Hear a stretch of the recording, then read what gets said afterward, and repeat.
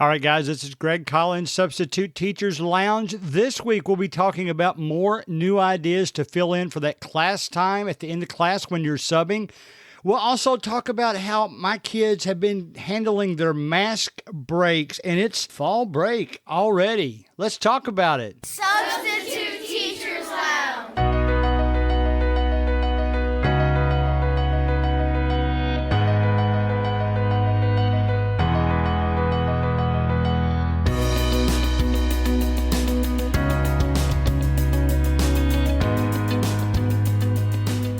Well, it's been an intense few weeks, but I've enjoyed every minute of it.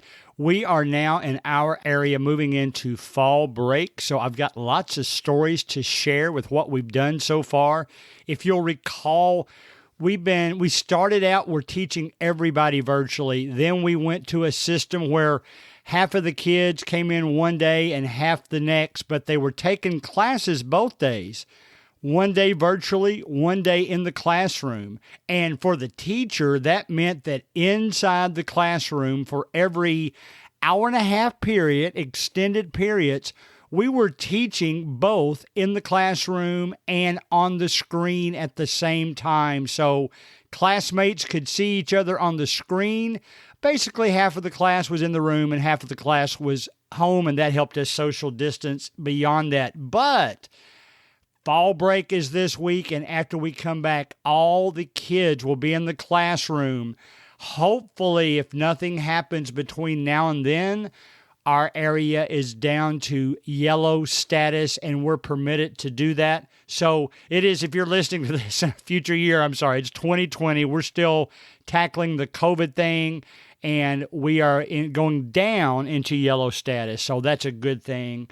I wanted to mention to you that what we've been trying to do in our classroom, our schools are set up with the requirement that students have their mask on all the time inside the school building unless they're eating their lunch. What we've been doing is walking our students over to pick up their lunch from the cafeteria, and instead of eating there as a large group, we've been coming back to the classroom. And then typically we're doing that in what we're calling a flex period. It's essentially a study hall / lunchtime. And we're also permitted to go out and give them what we'll call mask breaks. And that's so that they can go outside, distance themselves enough so that they can take their mask off. Actually, do a little recreation, sort of like the old-fashioned recess, at least for middle school. Recess typically stops in the 5th grade, but we've been doing that for our middle schoolers, and it's worked out pretty well.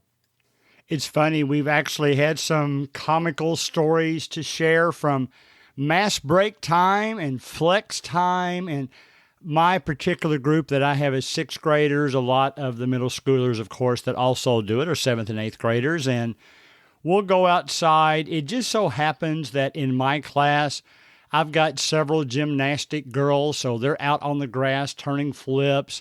We've had issues, everything from split pants to getting grass stain on clothing, and of course we have to deal with that, but it has really gone real well.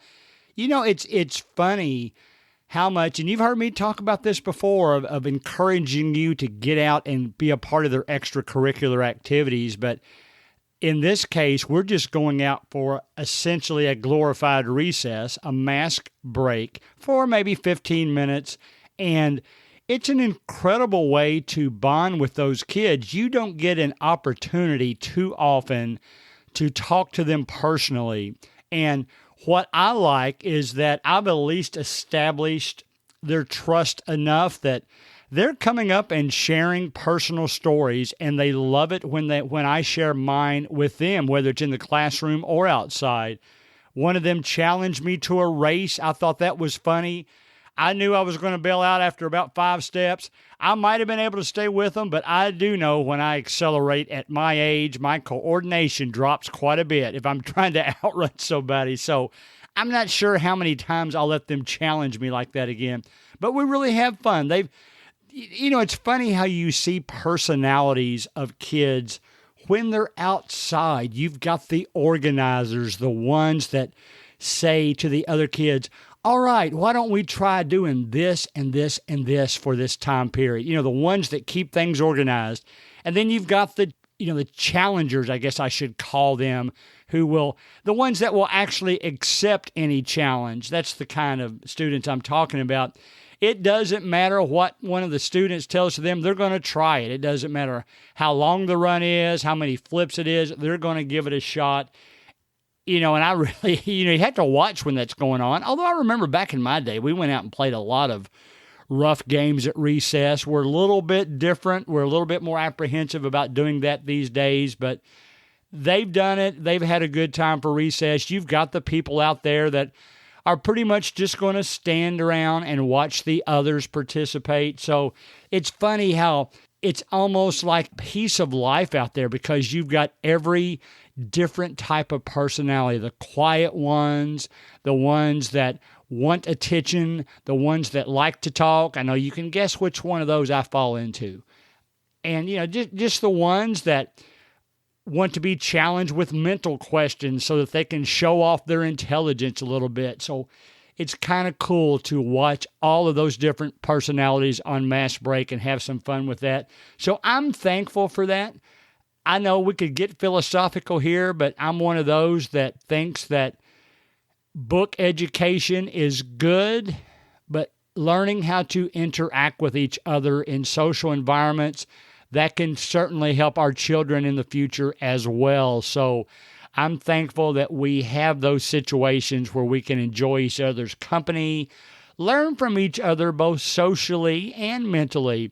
It's funny, my classes have now developed. I've seen the competitors in class because when we add some fun to what we're learning, like through a Kahoot or whatever we're doing, all of a sudden the competition level goes up. You can already see in each of my classes the ones that, in a nice way, challenge each other and do a little friendly trash talking to each other. Like, you're going down on this next question. And we've really had so much fun with that I'm thankful that we've gotten to do that. So it's been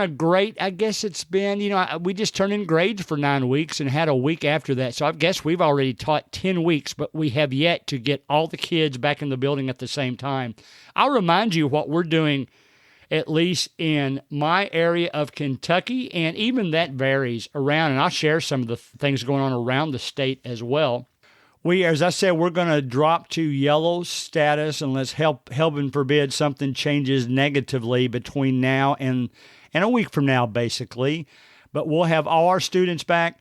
We at first told them that they weren't going to be allowed to have backpacks because we were worried about the backpacks setting around in the COVID environment, getting left behind, and then each other touching each other's backpacks.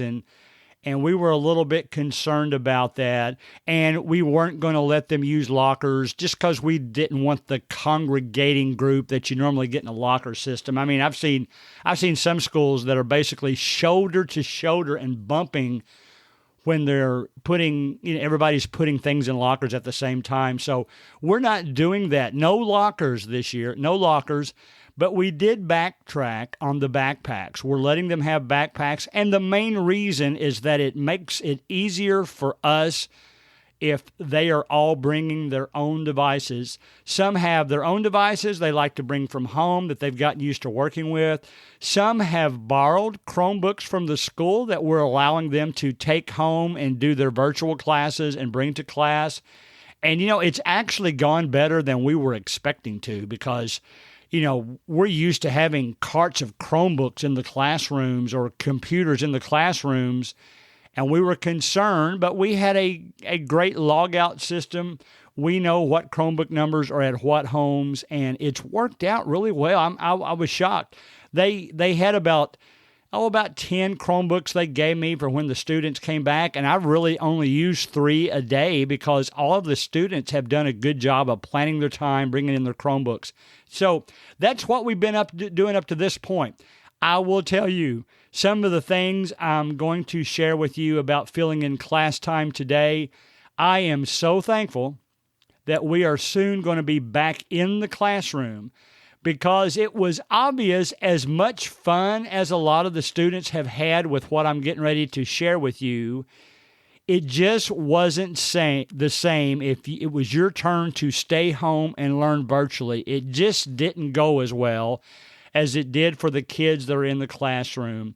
Now, I know there's a district right next to ours that may actually stay out of the classroom until December for their COVID situation. A little bit bigger city environment, so there's more people in that area, and obviously population-wise, and there's a university in the area, so that contributes to their status being a little bit higher than ours.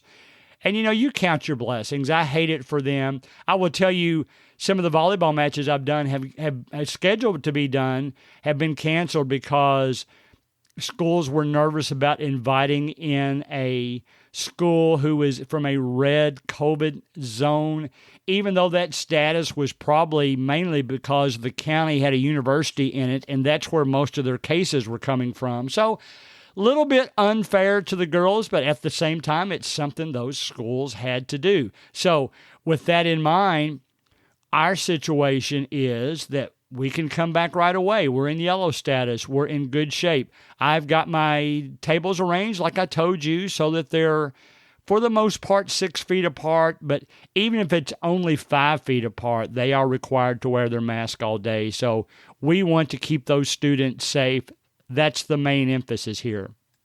One thing that I like specifically about my current situation, I have got even though I'm a full-time substitute, I have got one 6th grade math class, I've got 2 7th grade math classes, and I actually have 2 7th grade computer applications classes. More of a thing about teaching them about computers. So the ideas I'm going to share with you today about filling in that time, sometimes when you're a substitute teacher or a teacher that's looking for how to kill maybe the last 10 to 15 minutes of class. I mentioned to you, by the way, that our classes are now an hour and a half long, so we don't have to move the students as often. So, it's hard to go an hour and a half at the same thing and, that long on one item. So you need some fill time, and you can't just play Kahoot every day. As much as my kids love it, they love it when I throw one up there. It's not one of those kind of things that you can't get burned out on. You can get burned out on that too, so you don't want to do it too much. I will tell you this, and I haven't told my students yet, but I know they're going to enjoy it. One of the things I'm going to share with them in the computer applications class that you might try in class sometimes because it's so easy to get to the site is to let them design their own Kahoot quiz. I'm going to let them do it on any topic they want, things that they really like. I'm going to show them how to design questions, how to set up time limits, how to play the game, and then I'll pick a few of those. It's one of those kind of things I don't really want to show favorites, or for that matter, even express too strongly that I'm going to choose what I think is the best one, because that tends to backfire because you disappoint more students than you reward. No, I am not a participation trophy kind of guy, but I still don't want to, if a kid has worked on something so hard and they just know you're going to pick theirs and they did a good effort, sometimes it's kind of demotivating not to pick them. So I'll probably pick some of their finished items at random, but that's one of the things I'm going to teach them for filling in time is how to design their own Kahoot, and then we'll play it as a class, and I think that is going to be fun. Of course, you have to be careful. You'll have to glance through it. There is a way in Kahoot when you go in there to see all the questions in advance of the time that you actually start playing the game. So you can review those, make sure there's nothing in there that, not so much things that they shouldn't be looking at, but even types of discussions that tend to be heated and maybe not be totally appropriate for a classroom, at least at a elementary school and maybe even middle school level. Sometimes you'll have more, controversial topics at high school, but you just want to make sure that you look at that and make sure they're not doing anything out of the ordinary that you don't want to share with other classmates. But that's one of the things I'm going to do. when we get back to school for that computer applications class. Let me tell you what went over, I'll say fantastically, this last week, so much so that I heard a lot of them as they leave the classroom talk about, I'm going to work on mine more tonight. Now, how often do you hear that? But, it was just a matter of doing something creative for them. And here's what it was. I started first 2 weeks ago, what we started with, and I touched on this a little bit in the past, but I'll go into a couple more details. Then I'll tell you the one that we just introduced this last week was a lot of fun. We did, if you go to slides.google.com, they loved putting together their own rooms, dragging images into that, and sharing it with me. I picked one for some chocolate, and in that case, I didn't feel so bad to pick one because everybody did a great job, but the one that personalized theirs the most, those are the ones that I picked. So that was on slides.google.com.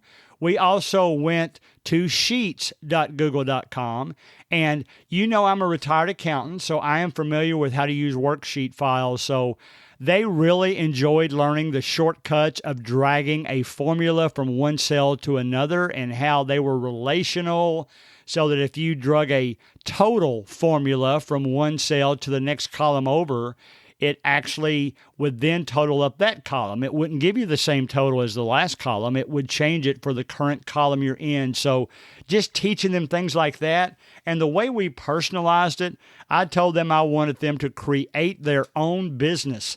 And they would measure income and outcome and how much money they make, and they would give it a name, and we would talk about marketing expenses and little tricks of the trade like sharing formulas other than the summation problems. I would show them how to look in a cell and see whether it had a formula in it or if it was just a couple of numbers that you typed in. So they enjoyed that too. But probably the thing we enjoyed most in this computer applications class, and knowing this now, since after this year is over, I assume I'll be going back to the traditional type of substitute teaching where I'm at a different school a lot of times every day of the week. This is something that's really cool to run them through if you have extra time, especially with a class that you're going to see often. I can guarantee you once they get started with this, they will be looking forward to it the next time you come back. They'll be asking you when you walk in the door, can we work on this some more? And that is always a great sign. But I will tell you that before I tell you the exact thing that I'm talking about, it's interesting something I observed. You have heard me say how much I like Khan Academy, and it's true. I have found in my case, there's a lot of teachers that use Khan Academy for a lot of grading type situations. I tend to use it more as just instructional tools to show them how to do something.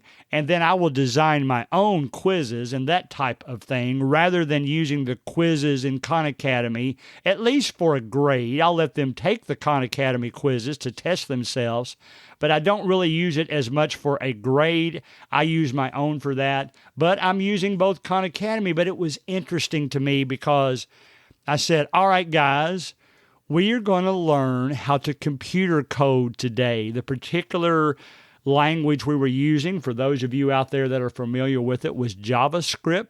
So I said, we're going to learn it from Khan Academy.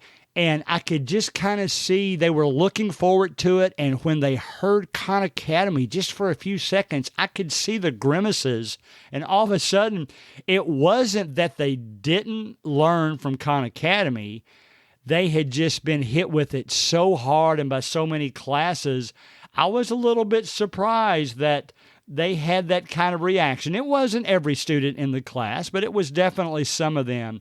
But then when I showed them what I was going to go through in their class, they really enjoyed it and they was glad it was there.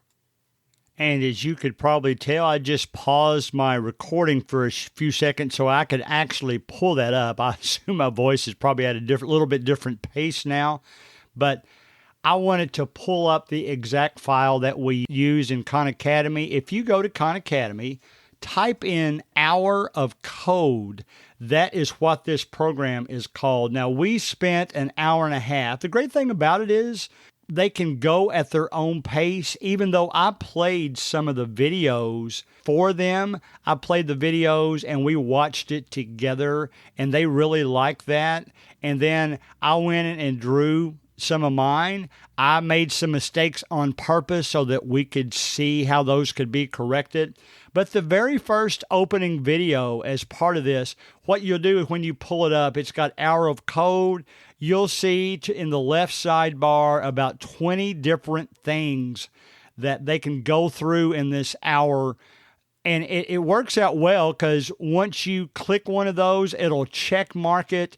The student themselves, you would want to send them the link so that they could do it individually, and it checks off the items as they go. For instance, the first thing you do is watch a video called Welcome to Our Hour of Code, and they really make it kind of interesting because they point out how great it is, or, how much the coding is in need these days, and it might be a career path that these students want to do. And in fact, even in 7th grade, some of them already know a little bit about coding. Not everyone, the minority, and probably maybe 10% of the class know about it.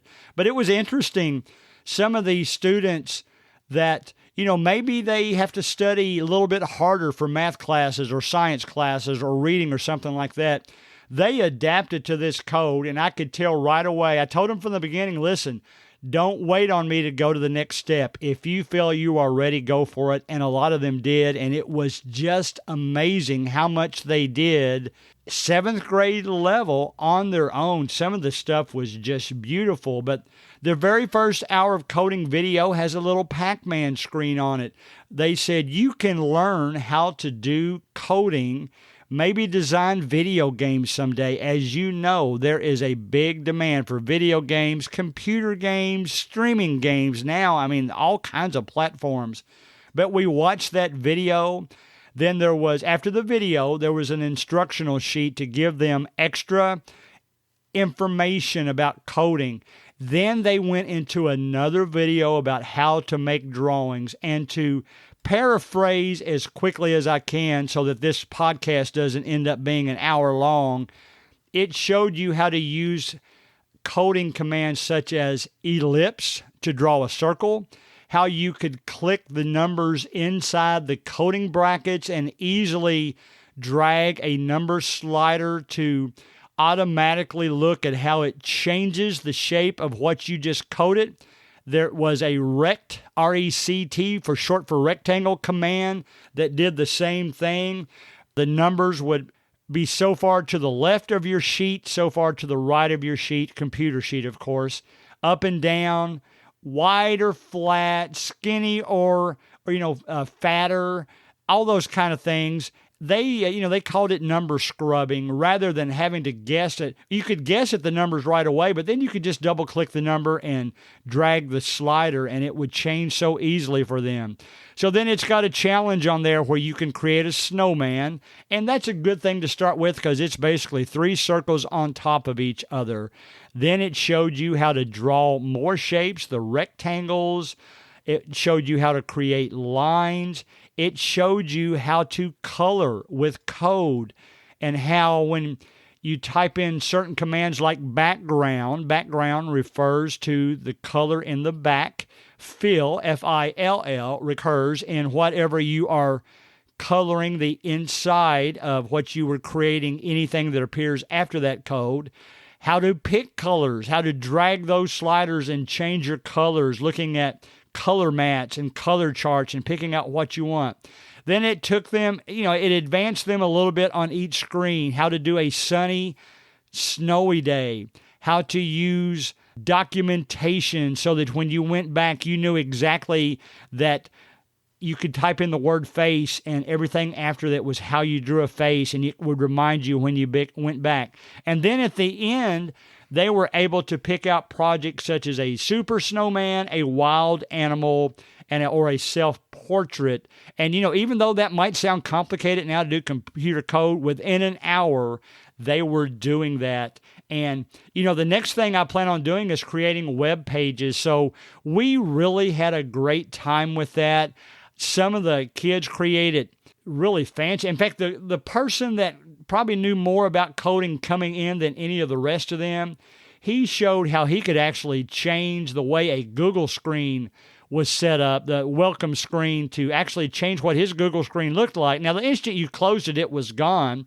But it was interesting that he knew enough about that he could do that. So I would recommend, especially if you're a teacher or a substitute teacher that's going to recur in the same class from time to time, Hour of Coding in Khan Academy is a great tool to use in bits and pieces. 10 minutes today, 10 minutes tomorrow, until you've had them maybe 6 or 7 times and you've gotten through this whole program. So that's the real tool I wanted to share today, Hour of Coding in Khan Academy. It's been a great 10 weeks. I hope you're making progress in your school area. I know there's a lot of you still out there suffering with the COVID environment, whether that's with personal family members, and my thoughts are with you if you're in that situation. We are thankful that none of the students that have come into our classroom has ever, not only have they not contracted COVID symptoms, they've never run a temperature, and we're doing temperature checks every day, of course, as we are with all of our teachers, including myself. So that's it for today. I would encourage you to be as creative as possible. Make it fun for these kids. They've been through just as much as we have. We were stuck in our homes there for a couple of months, but so were the kids. And it was so important for the kids that it was maybe even more important for the kids because they didn't get to see their friends. Even if they could visit them over the summer in normal situations, they got shut out. They didn't get to see them. So it's great for them to see them as they go back into the classroom. So I am looking forward to playing during this next week. I'll have some enjoyment too. Volleyball season's still going on, so I've got a lot of that going on. But I'll look forward to planning what we're going to do when we get back in total. I'll probably have 15 to 20 students in my classroom instead of the 10 to 12 that I've had the past couple of weeks when we kind of had a hybrid version. So that's it for today. I hope you enjoyed talking about Hour of Coding. I tell you what, go right now if you've got time and look at that. You're going to have fun yourself doing Hour of Coding. Like I said, it went over better inside the classroom than it did virtually. But if you're doing it at home, you're really going to enjoy it. That's it for this week. We'll see you next week on Substitute Teachers Lounge.